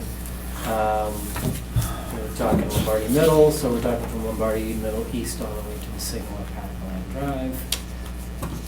This is just one perspective looking west. And this is just a closer look in. So as you can tell from here that we do have, it's not simply just a single family residential. We have a fire station, we have a behavioral health center as well that accesses right by where the fire station is. And a church on the south side, can't forget that. Again, we really have an identical street like we do with South Point. We have a 44-foot road width. Instead, this time we have a 12-foot travel lane and 10-foot parking lane, as in it's not marked. So that's the joint line is, and that's where the de facto lane line exists. Sidewalks do exist on both sides. Center line is a skip dash. Posted speed 25. We do have a school speed limit of 15 when children are present. 300 feet east of South Point to South Point, so during school hours it does reduce. Parking is unrestricted on South Point to Baumgart, 2-hour 7-4 school days, Baumgart to Packland. Sidewalk exists on both sides, so as I said here. So, half-mile in length, street lighting exists, etc. So, I guess let's show you some photos here. So as you can tell, it kind of looks the same as we saw from the last study. This is Baumgart, which was just resurfaced, I believe, last year. This is actually approaching school time at South Point Road, so you can see it's getting a little bit congested. People are parking on the street. This is looking east, South Point from West Point. So crash history, past 5 years, we had 2 crashes that were lane deviation between the travel lane and the parking lane. Multiple crashes, motorists backing out of driveways had occurred along the corridor But upon review, those crash reports, speed is not a contributing factor. That was more or less issues kind of like what Maury had brought up on the last time, just backing out of a driveway and hitting either a parked vehicle or getting hit. So the speeds along West Point are as follows. 85th percentile is 35.1, so it's actually a little bit less than what they were documented on South Point. 95th percentile, 37.5. Lower and upper pace, 26 to 36. And the pace percentage is 80 or 78%. Slightly higher volume of vehicles of 4,500 vehicles in the segment between Baumgart and Packerland. It reduces somewhat at Baumgart down to just under 4,000. Speeds there, 36 miles an hour, 95th percentile, 38.7, so 39. Lower and upper pace, 26, 36, again, 78%. So we pretty much have a 85th percentile, kind of referring to, again, the last discussion, that's really pinned right at the top end of that pace. So we're getting towards that limit where it'd be like, because there's something else going on, but we're right at that limit, so I guess you'd say we're at that threshold. Reviewing again, like I did a South Point, looking at review of the 25 mile an hour speed limit based off the statutory limits and flexibility based off the agency responsible for the roadway. We really have a lot of similar characteristics again of the road. Not only the volumes are real similar, but the speeds are real similar, and ped and bike activity, etc. So 30 is what was the engineered value for the street, which is 5 miles an hour below what is posted. Again, this is the same argument or discussion about lane widths. And I'm going to save us all some time here, because this is really the same thing that I discussed in the last item. Is that, again, making the same recommendation as South Point Road, 10-foot travel lanes, 5-foot bike lane, and 7-foot parking lane, in order to have a long-term effect on reducing the speeds up on West Point Road. Dave, I was going to ask, because we talked about it with South Point as well. In the Village of Howard, you did see on Memorial Drive that they have that. Is there any area at all in Green Bay presently that has anything like this?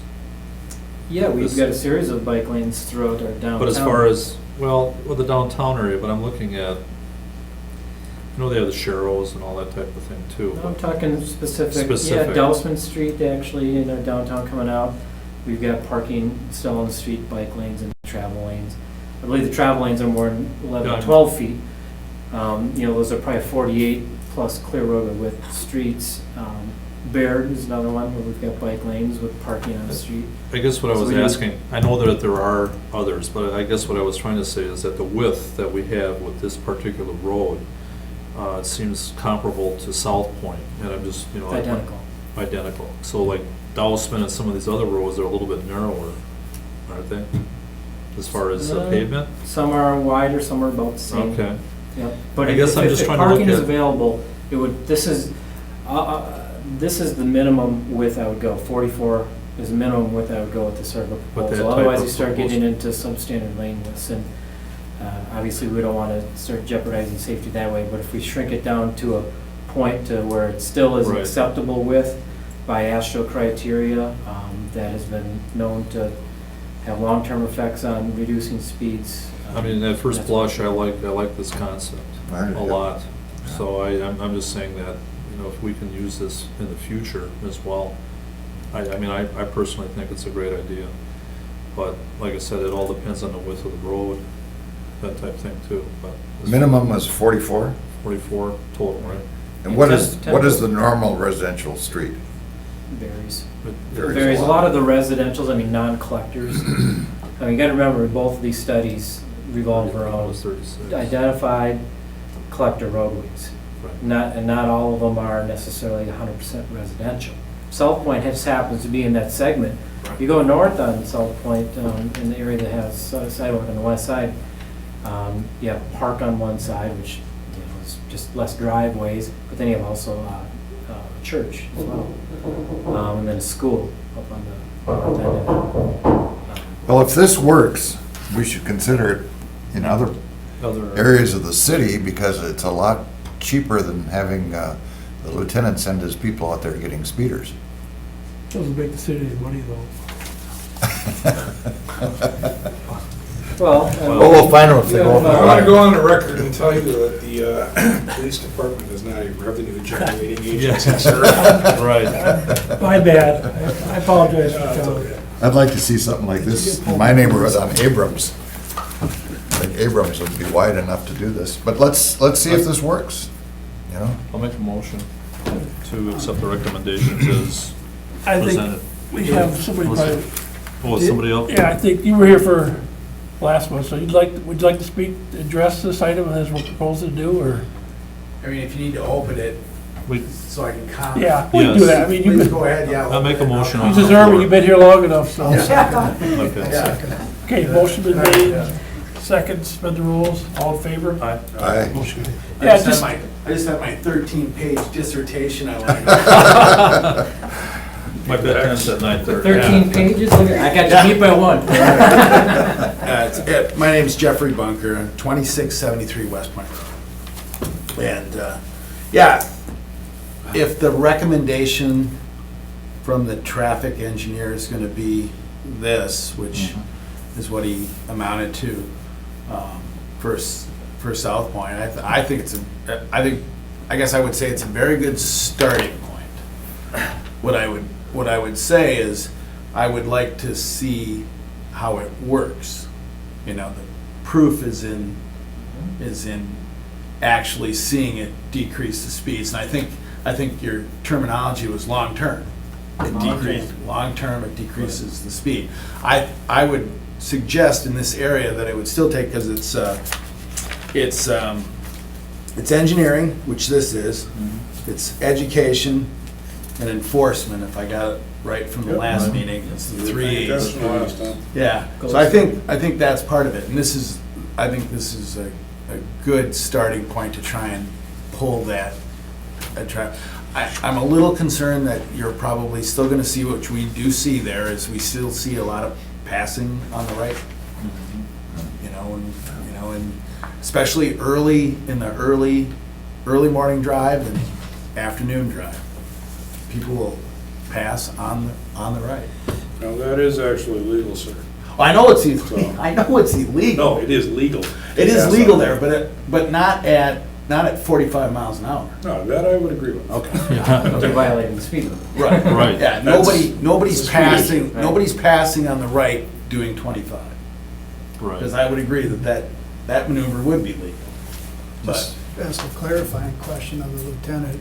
Once it's striped with a bike lane and a parking lane, can they still legally encroach in that area to Still a pass on the safe right? portion of the road, and as long as there is not a bicyclist or a car parked there, I would say yes. Okay. So they're basically doing a lane deviation into another marked travel lane is what they're doing.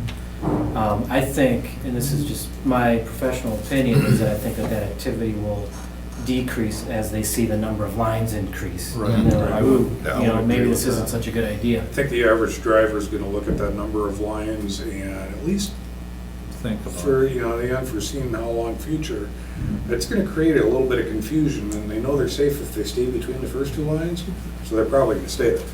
Yeah.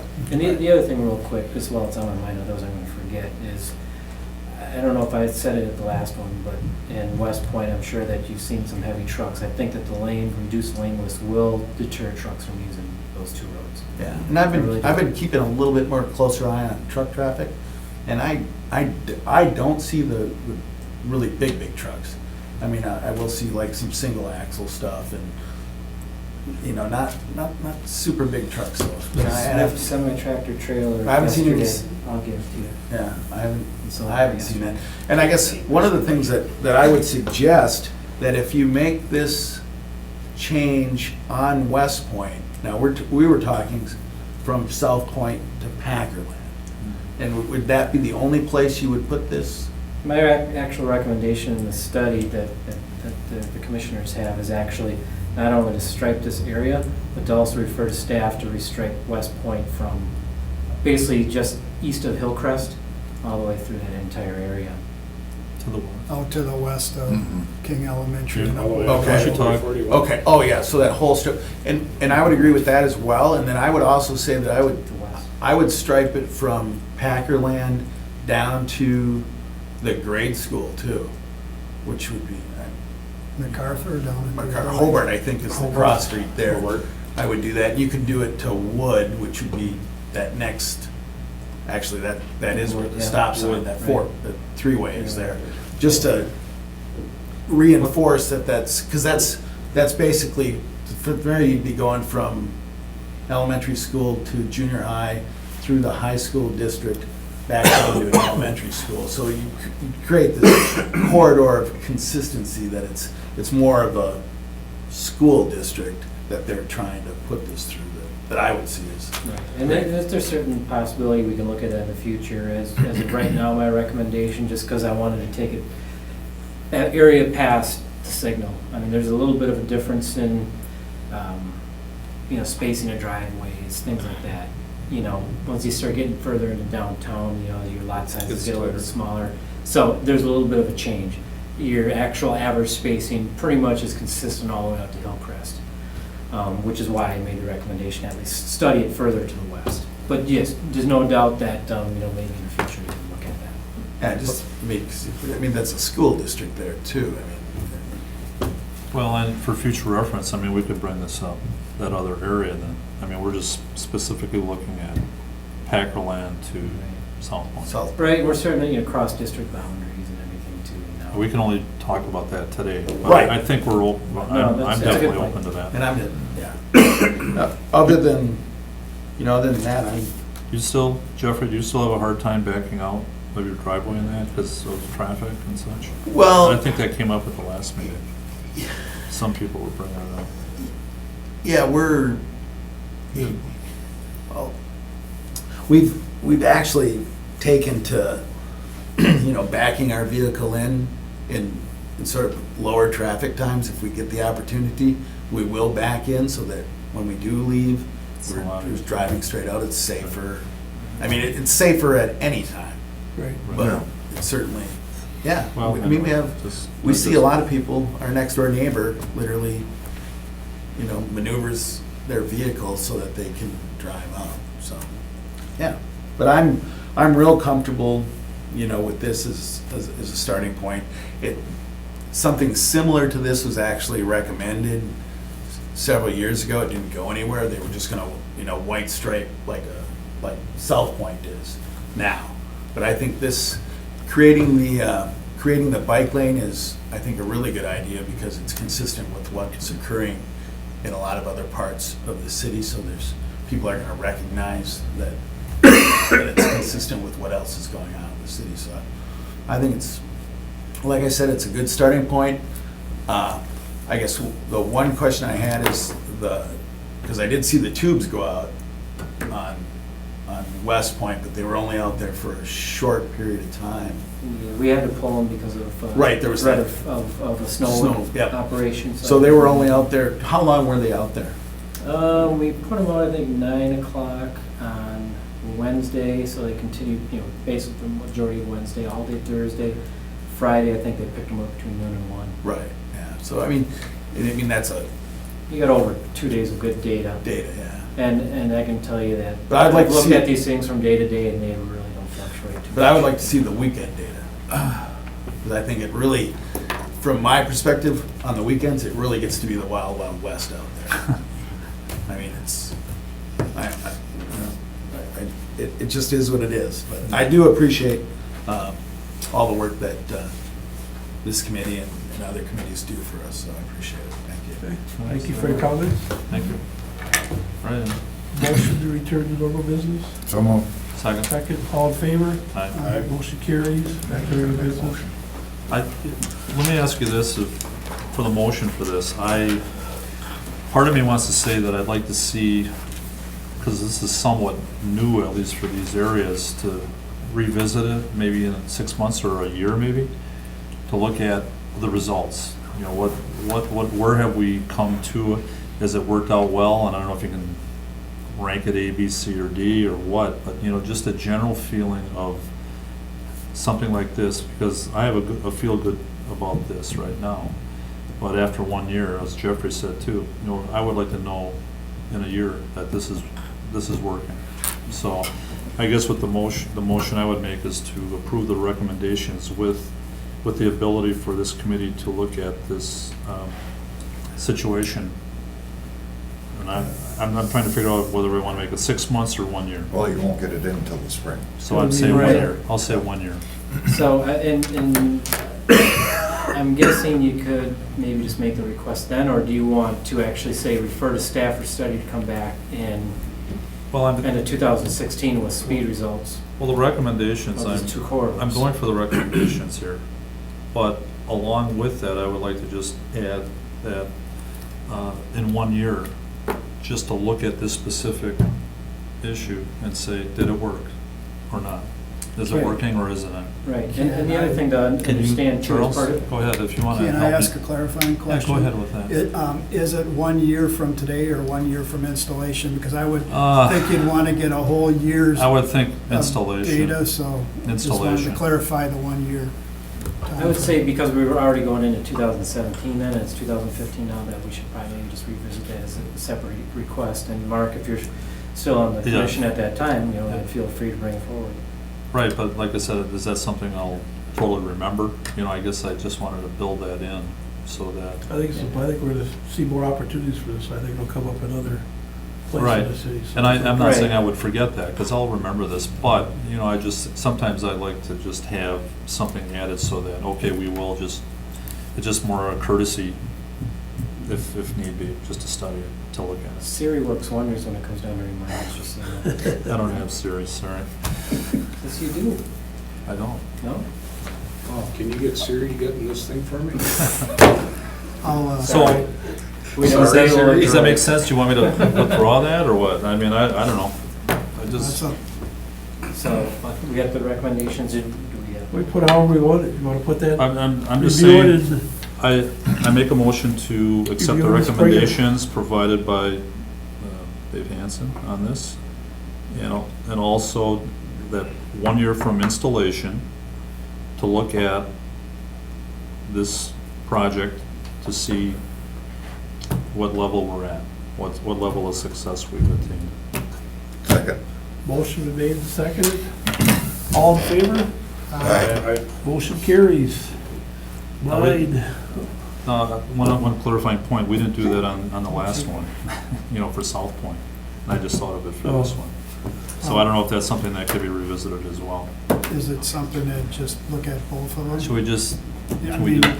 Yeah. If these are the first two I installations, would- maybe Dave's thing there of, Okay. he has something in a year from now. Is that a we have some possibility? study Could we for the do that? results.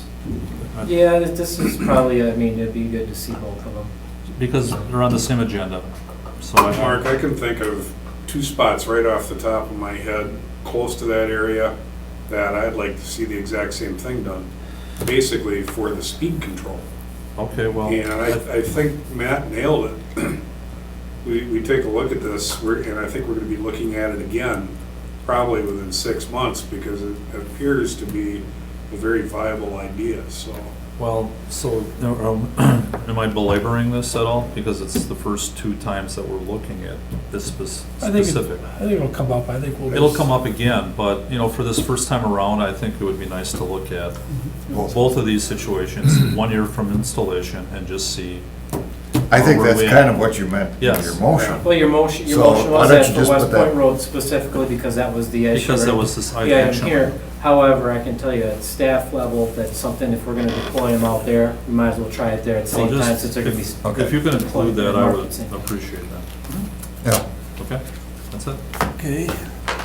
9, remove the 2 hours, 7 AM to 7 PM, Monday through Friday zone on the east side of Henry Street, from point 200 feet south of Morrow Street to Brook Street.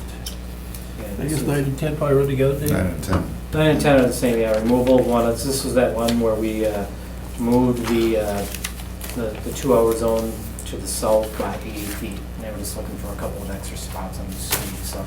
I actually have heard nothing back from Alderman Neneg on that, which is probably good news. And I do drive by that frequently to go to the east side garage, and I have seen people park there, I have seen it empty. and haven't seen any issues with it. Move approval of 9 and 10. Second. Motion been made, second, all in favor? Aye. Motion carries. Next meeting, Next year. next year. January 11th? January 11th. Wait a second. Oh, yeah, that's national championship Do game. we need to discuss your tentative date, We're you not sent in out it. date, or That's the? true. No, that was more FYI, that was kind of FYI. just a standard template, and, All right. I mean, if we need to adjust them, we can, it was That's more or fine. less this is. Michigan State might It's go no the different way. than when I come here and I put the date down, and it's just kind of, I wanted to give everyone January more of a 11th, heads next up. Yep. So, January 11th it is? Okay, 5:30, room 207. all right, entertain a motion to adjourn. So Motion moved. made, seconded, Second. all in favor? Aye. Motion carries, we're adjourned. Happy holidays. Yeah, Merry Christmas. Yeah, and all that.